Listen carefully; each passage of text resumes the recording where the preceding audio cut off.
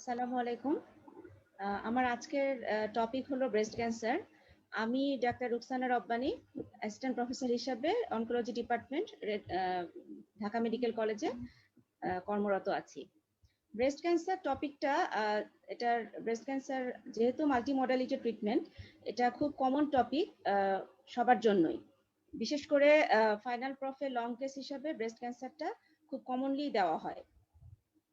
অনেক সময় ব্রেস্ট ক্যান্সারের লং কেসে হিস্ট্রিতে অনেকগুলো পোর্শন থাকে, যেমন ফ্যামিলি হিস্ট্রি নিতে হয়, তার একটা পেশেন্টের পার্সোনাল হিস্ট্রি নিতে হয়, রিপ্রোডাক্টিভ হিস্ট্রি নিতে হয়, এক্সামিনেশনের মধ্যে ব্রেস্ট এক্সামিনেশন, বিভিন্ন পজিশনে ব্রেস্টের এক্সামিনেশন, রিজিওনাল নোডাল এক্সামিনেশন, হ্যাঁ, বিভিন্ন ব্যাপার থাকে, ইনভেস্টিগেশন, এবং যেহেতু মাল্টি মডালিটি ট্রিটমেন্ট অপশন থাকে অনেক বেশি, এই জন্য ব্রেস্ট ক্যান্সারটা খুব কমনলি লং কেস হিসেবে পরীক্ষায় দেওয়া হয়, রিটেন কোশ্চেন তো থাকেই। ব্রেস্ট ক্যান্সারটা এত বেশি আলোচনা হয়, এটার আরেকটা কারণ হচ্ছে ব্রেস্ট ক্যান্সারটা খুব কমন ম্যালিগনেন্সি। সারা পৃথিবীতে নাম্বার 1 ফিমেল ক্যান্সার হলো ব্রেস্ট ক্যান্সার, এবং ইনসিডেন্সটা এত বেশি যে 8 জনে 1জন মহিলা তার লাইফ টাইমে ব্রেস্ট ক্যান্সারে আক্রান্ত হতে পারে। এই কারণে প্রত্যেকেরই সচেতনতা দরকার, যেমন এটা পেশেন্টদের জন্য দরকার, সাধারণ লোকের জন্য দরকার, ইভেন ডাক্তারদের জন্য দরকার, এমনকি যারা জিপি লেভেলে চাকরি করবে, জিপি লেভেলে পেশেন্ট দেখবে। এই কারণেই আমরা বলি যে ফাইনাল প্রফ পাস করে যাওয়া মানেই একজন ডাক্তার। হ্যাঁ, যে কোনো মানুষ তার কাছে যে কোনো পরামর্শের জন্য যাবে। কাজেই ব্রেস্ট ক্যান্সার সম্পর্কে একটা এমবিবিএস ডাক্তারেরও ন্যূনতম কিছু ধারণা থাকা উচিত। এটা আমাদের ব্রেস্টের অ্যানাটমি, সবাই আমরা জানি। ব্রেস্ট একটা গ্ল্যান্ডুলার অর্গান। এখানে লোব থাকে, ডাক্ট থাকে, আর এক্সিলা হচ্ছে রিজিওনাল লিম্ফেটিক ড্রেনেজ। অ্যাক্সিলারি নোডগুলোকে আমরা আবার লেভেল 1, লেভেল 2, লেভেল 3 দিয়ে ভাগ করি, এটা অ্যানাটমিক্যাল পজিশনের উপরে। এবং অ্যাক্সিলার পরে এখান থেকে লিম্ফ চলে যায় সুপ্রাক্লাভিকুলারে অথবা সার্ভাইকালে, অথবা ভিতরের দিকে এসে ইন্টারনাল মেমারি চেনে টিউমার মেটাস্টেসিস হতে পারে। কি কি রিস্ক ফ্যাক্টর থাকে? প্রত্যেকটা ক্যান্সারের ক্ষেত্রে যেহেতু এক্সাক্ট কজ আমরা জানি না, আমরা প্রত্যেকটা ক্যান্সারের জন্য কিছু রিস্ক ফ্যাক্টরকে আইডেন্টিফাই করি, যেগুলোর কারণে ব্রেস্ট ক্যান্সারের রিস্কটা বেড়ে যায়। এর মধ্যে কিছু থাকে মডিফায়েবল, যেগুলোকে আমরা আমাদের লাইফস্টাইলের চেঞ্জ দিয়ে মডিফাই করতে পারি এবং আমরা প্রিভেনশনে যেতে পারি। আর কিছু থাকে নন মডিফায়েবল, যেটার উপরে আসলে আমাদের কোনো হাত নাই। হ্যাঁ, এই নন মডিফায়েবল কজগুলোর মধ্যে থাকে যে একটা পেশেন্টের জেনেটিক ফ্যাক্টর। আমরা জানি যে BRCA1 and BRCA2 এই দুইটা জিন খুব কমনলি আলোচনায় থাকে ব্রেস্ট ক্যান্সার এবং ওভারিয়ান ক্যান্সারের ক্ষেত্রে। যদি এই জিনগুলোতে মিউটেশন থাকে, তাহলে সেই ক্ষেত্রে ব্রেস্ট ক্যান্সারের রিস্কটা অনেক বেড়ে যায়। আর একটা হয় যেটা ফ্যামিলিয়াল ব্রেস্ট ক্যান্সারটা অনেক বেড়ে যায়। হ্যাঁ, একটা ফ্যামিলিতে দেখা যায় যে অনেকেই আক্রান্ত হতে থাকে। এরপরে আমরা আরেকটা ফ্যাক্টর হতে পারে যে ফ্যামিলি হিস্ট্রি। জেনেটিক ফ্যাক্টরের কাছাকাছি হলো ফ্যামিলি হিস্ট্রি। যদি ফ্যামিলিতে কারো মা, খালা, বোন, অন্য বোনেরা যদি এফেক্টেড থাকে, তাহলে সেই ক্ষেত্রে একজন মহিলার ব্রেস্ট ক্যান্সারে আক্রান্ত হওয়ার ঝুঁকি অনেক বেড়ে যায়।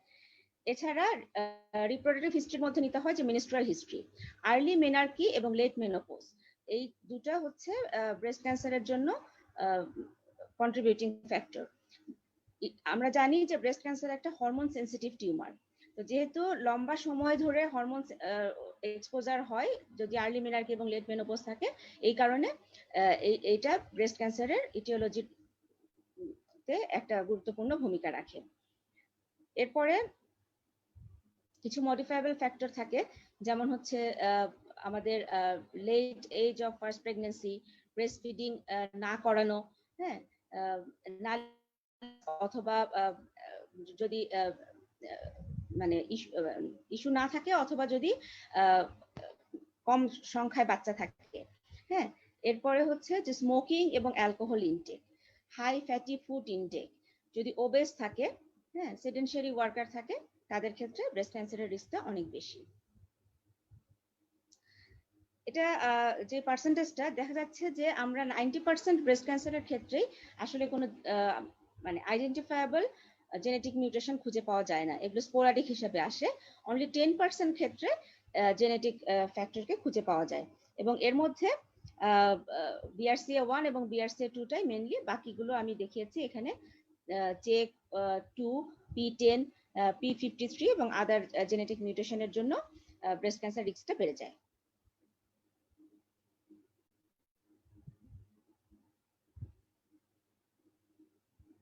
কি কি প্যাথোলজি হতে পারে? ব্রেস্ট ক্যান্সার নন ইনভেসিভ অথবা ইনভেসিভ।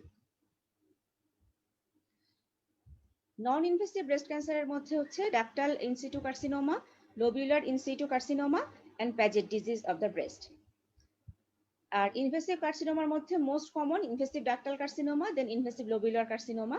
আর বাকি যেগুলো medullary, papillary, tubular carcinoma, secretory or juvenile carcinoma and adenoid cystic carcinoma, এগুলো খুবই রেয়ার। এর মধ্যে জুভেনাইল কার্সিনোমাটা ইউজুয়ালি আর্লি এজে হয়।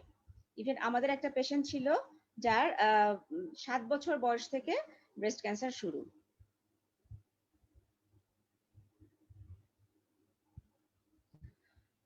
এখন বিভিন্ন রকম রিসেপ্টরের উপরে ভিত্তি করে ব্রেস্ট ক্যান্সারকে আমরা মলিকুলার সাবটাইপে ভাগ করে ফেলি। প্রত্যেকটা টাইপের আলাদা আলাদা ক্যারেক্টারিস্টিক থাকে, তারা বায়োলজিক্যালি, বিহেভিয়ার, ট্রিটমেন্ট রেসপন্স, হ্যাঁ, এই সবগুলোই এই সাবটাইপ গুলোর ক্ষেত্রে আলাদা।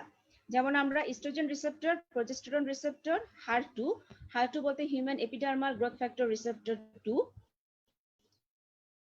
এই মূলত এই তিনটার উপরে ভিত্তি করে আমরা লুমিনাল এ, যেখানে হরমোন রিসেপ্টর পজিটিভ কিন্তু HER2 নেগেটিভ, লুমিনাল বি যেখানে hormone receptor positive plus HER2 positive, এরপরে হচ্ছে HER2 enriched, hormone negative but HER2 positive. আর এখন যেটা প্রায় দেখা যায় triple negative breast cancer or basal, এখানে সবগুলো রিসেপ্টরই নেগেটিভ, এই জন্য আমরা বলি triple negative, ER negative, PR negative and HER2 negative, এই জন্য triple negative breast cancer. Screening, breast cancer যেহেতু অনেকগুলি মডিফায়েবল রিস্ক ফ্যাক্টর থাকে, এই কারণে ব্রেস্ট ক্যান্সারকে আমরা বলি যে স্ক্রিনিং করলে আমরা পেশেন্টদেরকে আর্লি ডিটেকশন করতে পারি। আর স্ক্রিনিং এর আরেকটা ব্যাপার হলো যে যত আর্লি স্টেজে আমরা পেশেন্টগুলোকে আইডেন্টিফাই করতে পারবো, ইভেন যখন পেশেন্ট অ্যাসিম্পটোমেটিক থাকে তখনও যদি আমরা পেশেন্টকে পিক করতে পারি যে পেশেন্টের ব্রেস্ট ক্যান্সার ডেভেলপ করছে, ইভেন ইনসিটু কার্সিনোমা আছে, তখন আমরা এই পেশেন্টগুলোকে কিওর করতে পারি। Breast cancer more or less early স্টেজে কিওরেবল, ইভেন 90-95% পেশেন্ট কিওর হয়ে যায়। এই জন্য স্ক্রিনিংটা খুব ইম্পর্টেন্ট। এবং আমরা স্ক্রিনিং এর মধ্যে কি কি করি, একটা হচ্ছে ব্রেস্ট সেলফ এক্সামিনেশন, যেটা আমরা বলি যে 20 ইয়ার থেকে একটা মানুষ শুরু করবে। স্ক্রিনিং অবশ্যই সাধারণ মানুষের জন্য যাদের এখনো ডিজিজ হয়নি। 20 বছর থেকে প্রতি মাসে নিজের ব্রেস্ট নিজে চেক করবে। ক্লিনিক্যাল ব্রেস্ট এক্সামিনেশন বলতে এটা হচ্ছে যে কোনো মেডিকেল পার্সোনালকে দিয়ে করাতে হবে, প্রেফারেবলি ডক্টর, এবং 20 থেকে 39 ইয়ার্স পর্যন্ত এটা 3 ইয়ারলি। এরপর 40 ইয়ার্স থেকে আমরা বলি যে ইয়ারলি ক্লিনিক্যাল ব্রেস্ট এক্সামিনেশন করতে। ম্যামোগ্রাম হচ্ছে most common screening investigation for breast cancer, এবং এটা সাধারণত 40 ইয়ার্সে শুরু করা হয়। এরপর এটা অ্যানুয়ালি 1 to 3 ইয়ারলি করা হয়। যদি কোনো প্রবলেম থাকে দেন আবার একটা রিপিট করা হয়। আর আরেকটা ইনভেস্টিগেশন আমরা কমপ্লিমেন্টারি ভাবে করতে পারি, সেটা হচ্ছে ultrasonogram of the both breast and axilla. অনেক ক্ষেত্রে দেখা যায় যদি ব্রেস্টের ডেনসিটি বেশি থাকে, সেক্ষেত্রে ম্যামোগ্রামে লেশনটাকে ভালোভাবে আইডেন্টিফাই করা যায় না, তখন আমাদের আলট্রাসোনোগ্রামের সাহায্য নিতে হয়। আর জেনেটিক রিস্ক থাকে যাদের ক্ষেত্রে, তাদের ক্ষেত্রে দেখা যায় যে আসলে খুব early onset of breast cancer হয়। যেহেতু আর্লি এজে হয়, তাদের ব্রেস্টের ডেনসিটি বেশি থাকে, সেই ক্ষেত্রে MRI অফ দ্য ব্রেস্ট করলে সেখান থেকে আমরা যদি কোনো অ্যাবনর্মাল লাম্প থাকে সেটা আমরা আইডেন্টিফাই করতে পারি। পেশেন্ট কি কি সাইন সিমটম নিয়ে আসে? পেইনলেস লাম্প সবচেয়ে কমন সিমটম ব্রেস্ট ক্যান্সারের ক্ষেত্রে। Usually a painless lump gradually increasing in size and initially এটা মোবাইল থাকে, গ্র্যাজুয়ালি আইদার আন্ডারলাইন চেস্ট ওয়ালের সাথে অথবা উপরের যে স্কিন এটার সাথে ফিক্সড হয়ে যায়। নিপল রিট্রাক্টেড হতে পারে, ডিম্পলিং থাকতে পারে স্কিনে, নিপল ডিসচার্জ থাকতে পারে, স্কিনে রেডনেস থাকতে পারে। হ্যাঁ, আরেকটা হতে পারে আমরা প্যাজেট ডিজিজের কথা যেটা বললাম ইনসিটু কার্সিনোমার ক্ষেত্রে, সেক্ষেত্রে এক্সিমেটাস লেশন থাকে।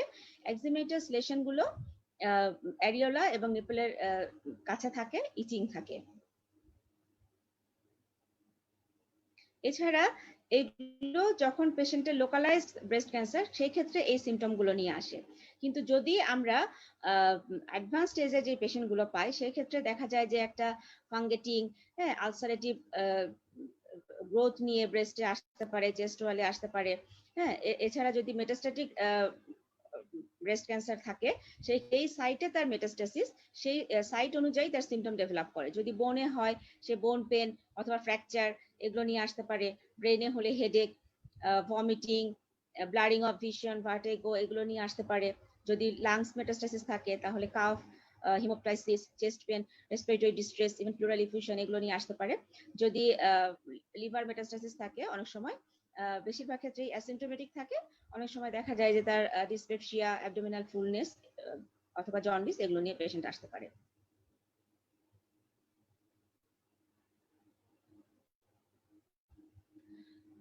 So how we are going to evaluate our patients?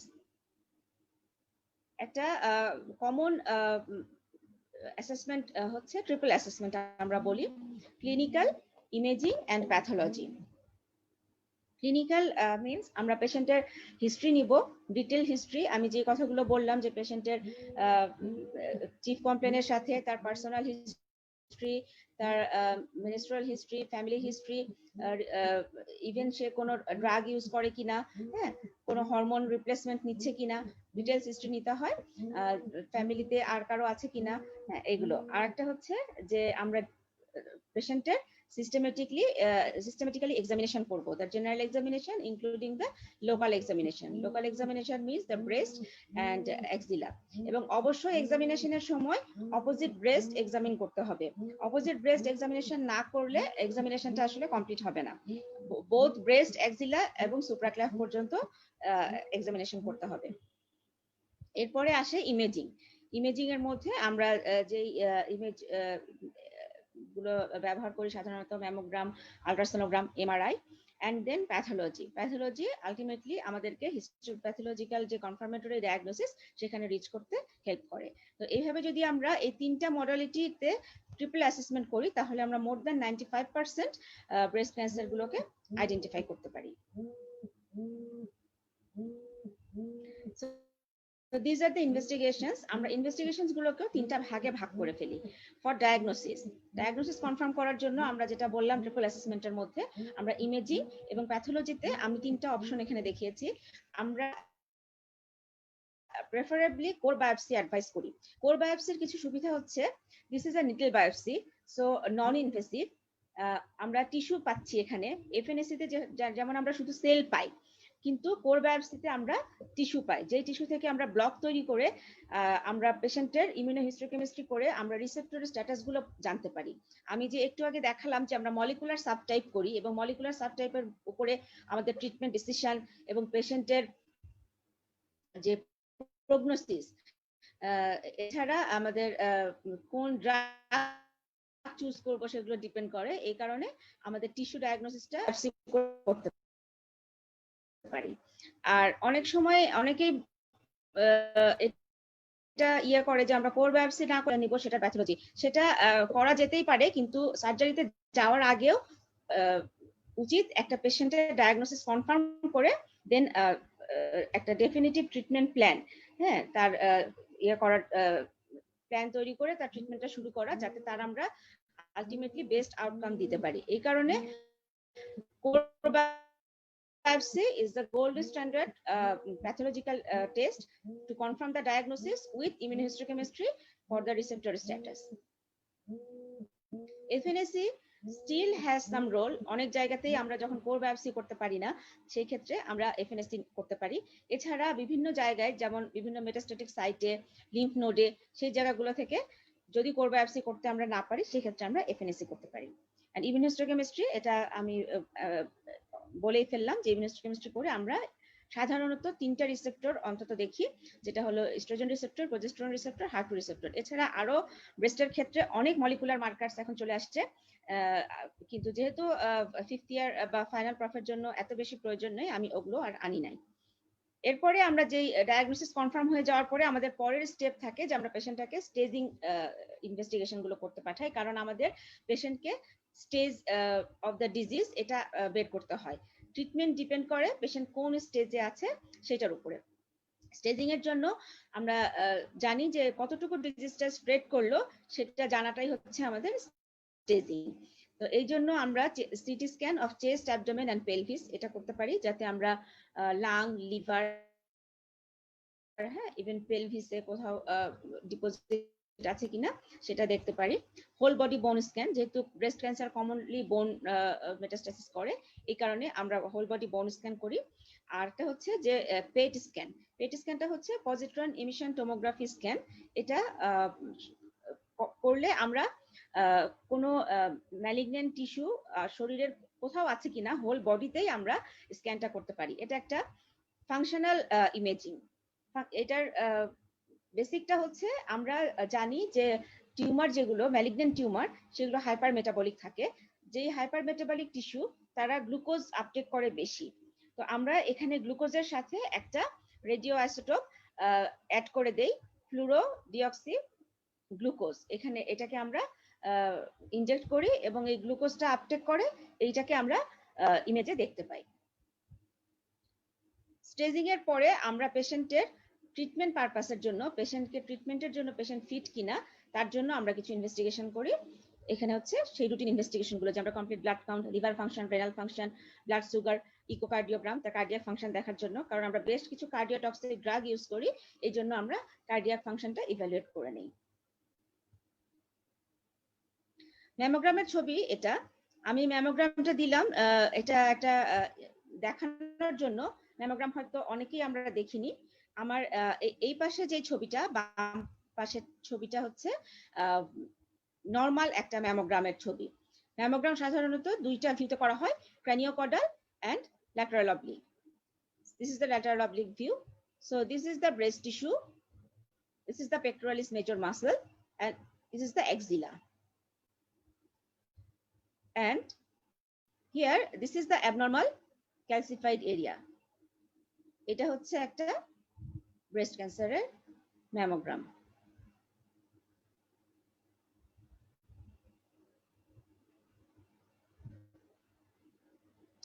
আরেকটা পিকচার, এটা হচ্ছে আমরা অনেক সময় ইমেজ গাইডেড বায়োপসি করি। এখন যেহেতু স্ক্রিনিং আমাদের দেশে national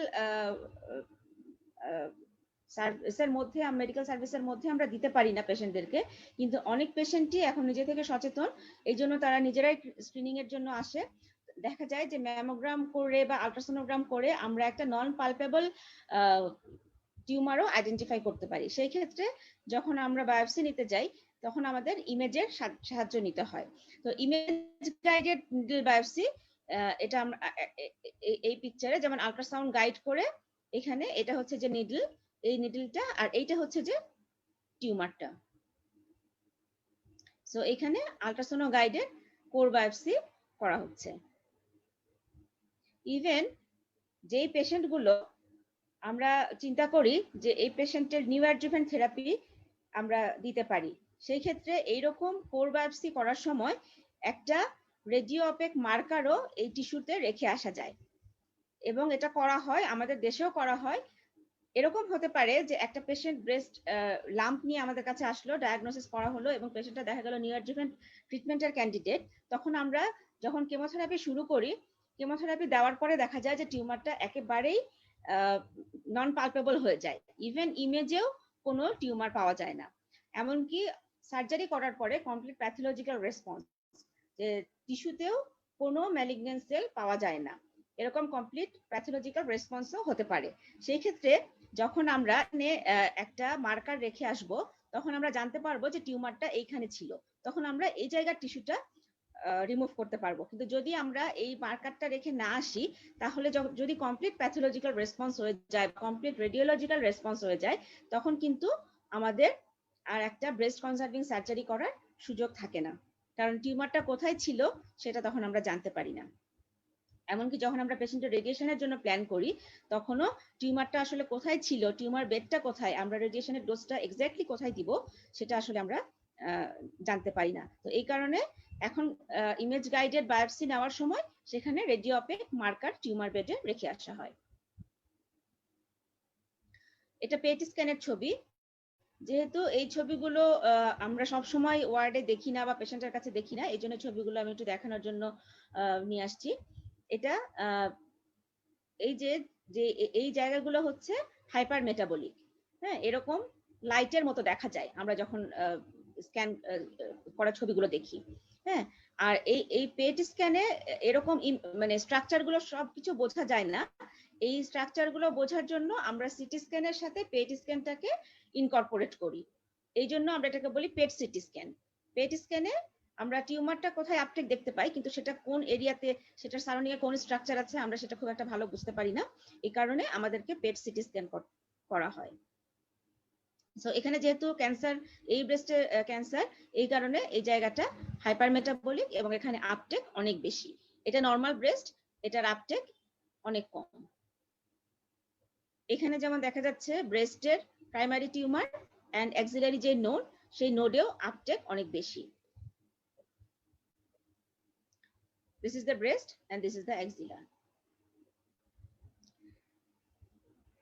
So staging is very important. So why we are doing the staging? আমি আগেই বললাম যে আমাদের ট্রিটমেন্ট পারপাসের জন্য আমাদেরকে প্রথমেই স্টেজিং করে নিতে হয়, এবং ট্রিটমেন্ট অপশনগুলো ডিপেন্ড করে পেশেন্টের স্টেজের উপরে। সাধারণত আমরা TNM স্টেজিং ইউজ করি, T for tumour size, N for nodes and M for metastasis.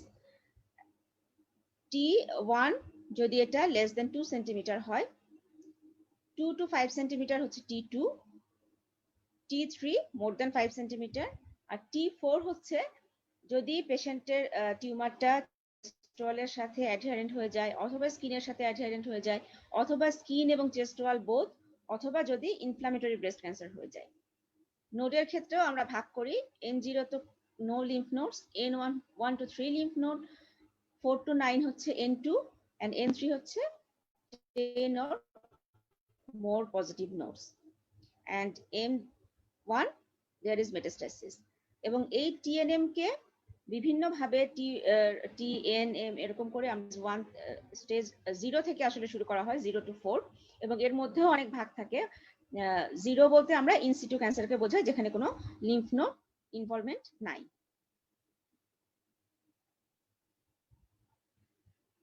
Breast cancer management. Breast cancer is a management multidisciplinary.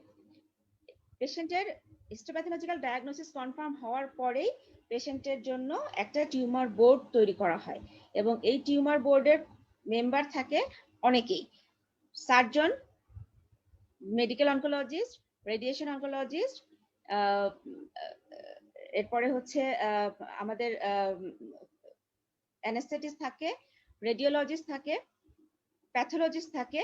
হ্যাঁ, এছাড়া কিছু নার্স থাকে, অকুপেশনাল থেরাপিস্ট অনেক সময় আমাদের ব্রেস্টের জন্য খুব একটা লাগে না, কিন্তু এরাও টিউমার বোর্ডের পার্ট।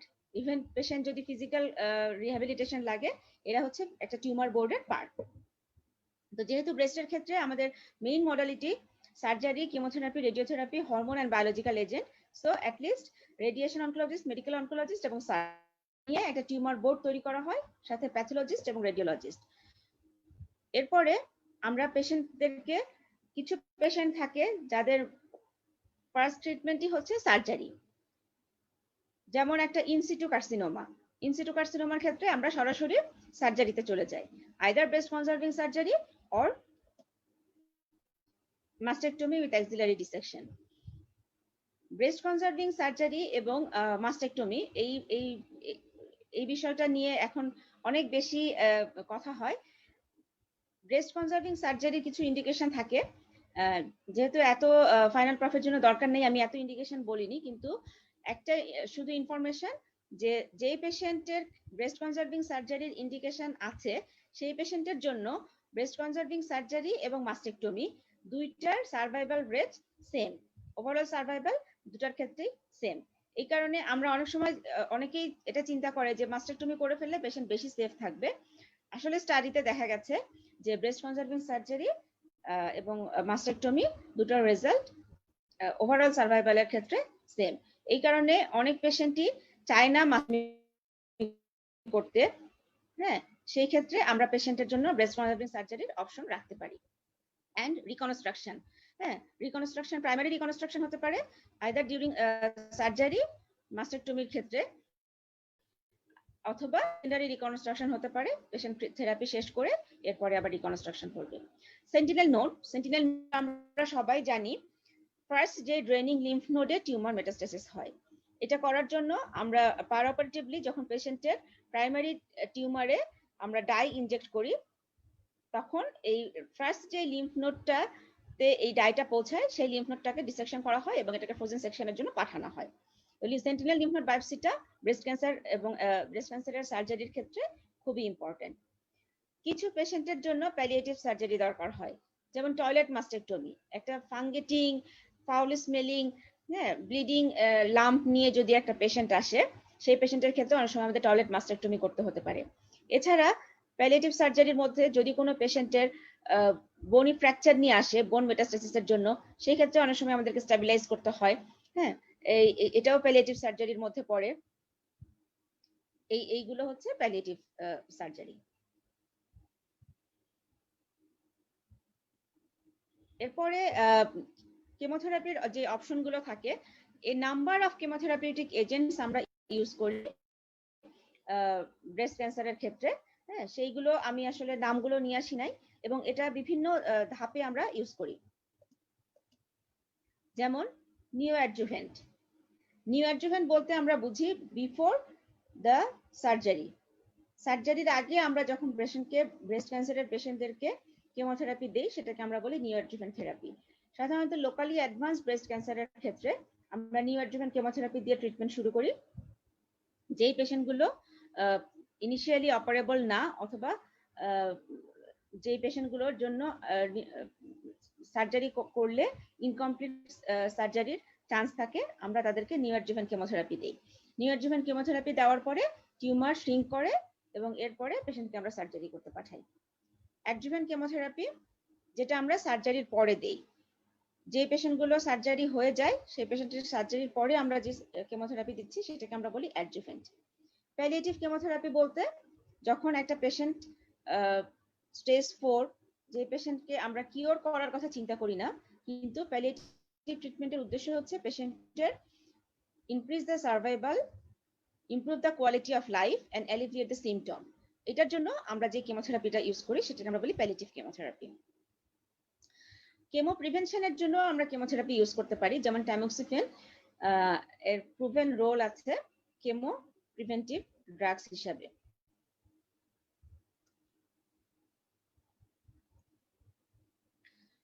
রেডিয়েশন, রেডিয়েশন ব্রেস্ট ক্যান্সারের জন্য খুবই একটা ইম্পর্টেন্ট থেরাপির পার্ট, বিশেষ করে যে পেশেন্টের জন্য ব্রেস্ট কনজারভিং সার্জারি করা হয়।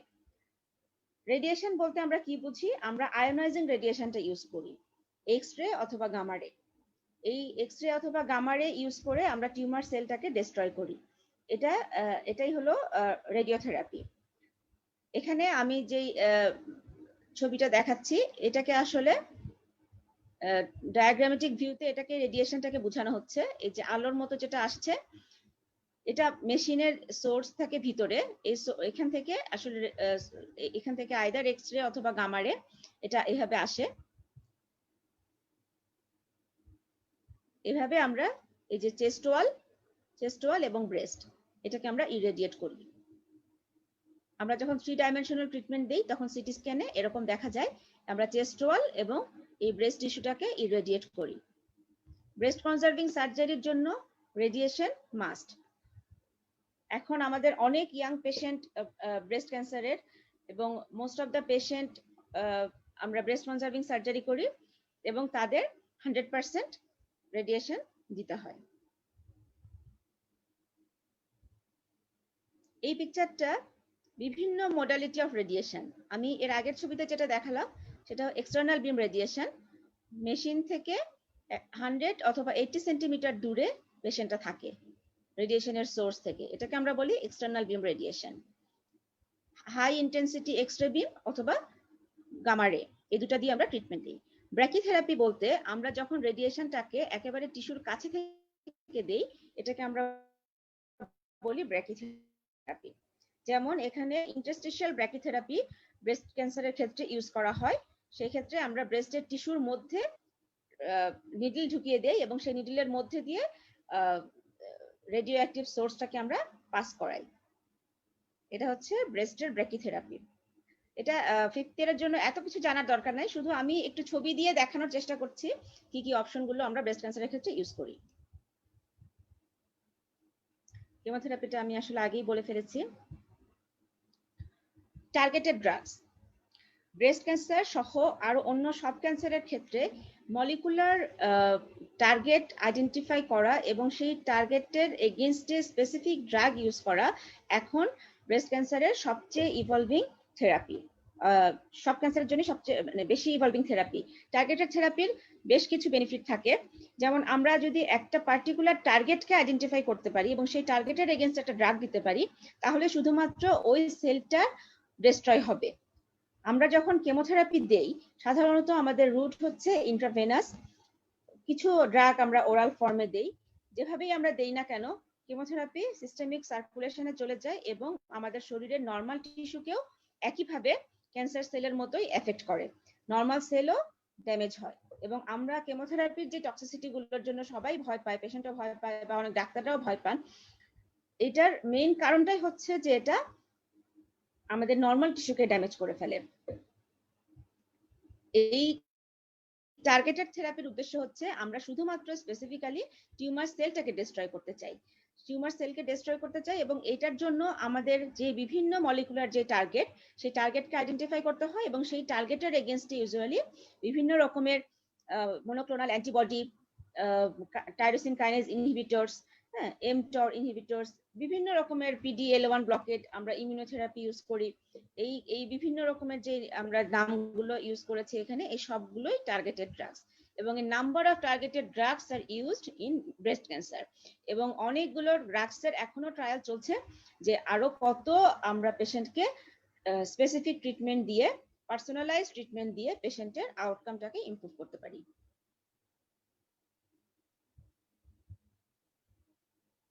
আরেকটা ইম্পর্টেন্ট ম্যানেজমেন্টের মধ্যে যেটা, যেমন হরমোন রিসেপ্টর পজিটিভ যে টিউমারগুলো, সেই টিউমারের ক্ষেত্রে আমরা হরমোন ইউজ করি। ব্রেস্ট ক্যান্সার একটা hormone sensitive tumour. A number of hormones are used for the treatment of breast cancer. খুব কমন যে ড্রাগ আমরা দেই এটার মধ্যে দুটো হচ্ছে ট্যামোক্সিফেন অ্যান্ড অ্যারোমেটিস ইনহিবিটরস, লেট্রোজল, অ্যানাস্ট্রোজল। এই ড্রাগগুলো খুবই কমনলি ইউজ করা হয় হরমোন রিসেপ্টর পজিটিভ ব্রেস্ট ক্যান্সারের ক্ষেত্রে। কিন্তু যে পেশেন্টগুলো হরমোন রিসেপ্টর নেগেটিভ, তাদের ক্ষেত্রে আবার হরমোনের কোনো বেনিফিট নেই। আর এর আগে যেটা বললাম আমি যে HER2 রিসেপ্টর পজিটিভ, তারা যদি HER2 পজিটিভ ব্রেস্ট ক্যান্সার থাকে, সেই ক্ষেত্রে আমরা আরো কিছু ড্রাগ ইউজ করে থাকি।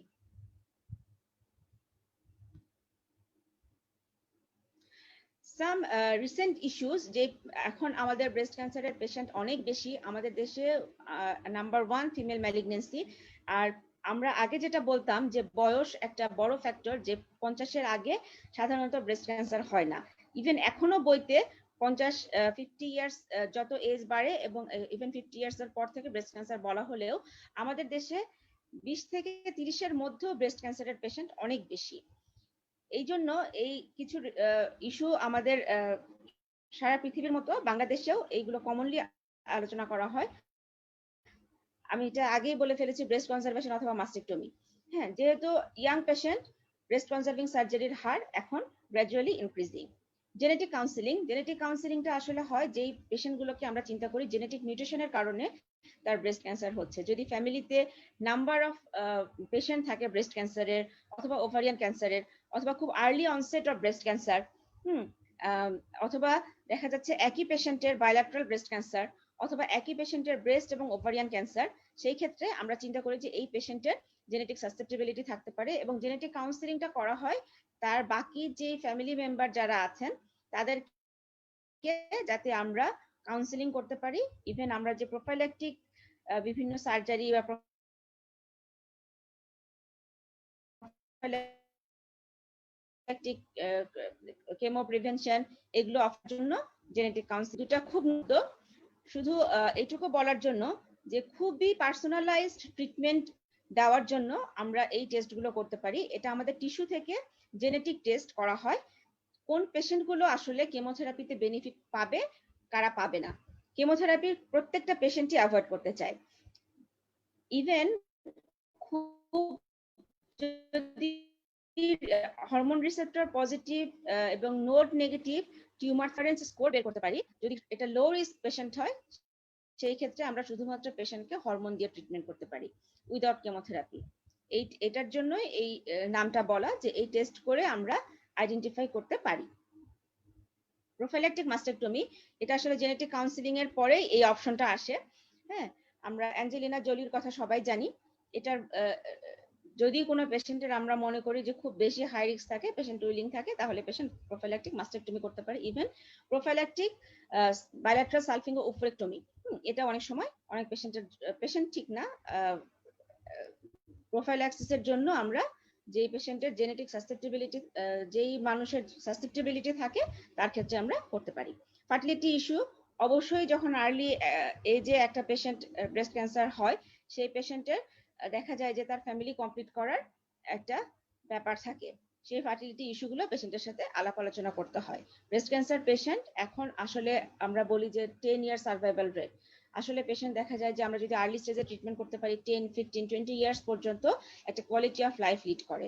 এই জন্য একটা পেশেন্টের একটা ওভারঅল ম্যানেজমেন্ট দেওয়া, তার টক্সিসিটি গুলোকে যতটা মিনিমাইজ করা, তাকে একটা ইমপ্রুভ কোয়ালিটি অফ লাইফ দেয়া, এবং তার যে নর্মাল সেই লাইফ লিড করা, সেই ক্ষেত্রে আমরা পেশেন্টকে হেল্প করার জন্য এই সবগুলো ইস্যু নিয়ে আমাদের আসলে আলোচনা করতে হয়। আর সব শেষে যেটা, ব্রেস্ট ক্যান্সার মাল্টিমোডালিটি ট্রিটমেন্ট, এবং বাংলাদেশে সবগুলো ট্রিটমেন্ট অপশনই অ্যাভেলেবল।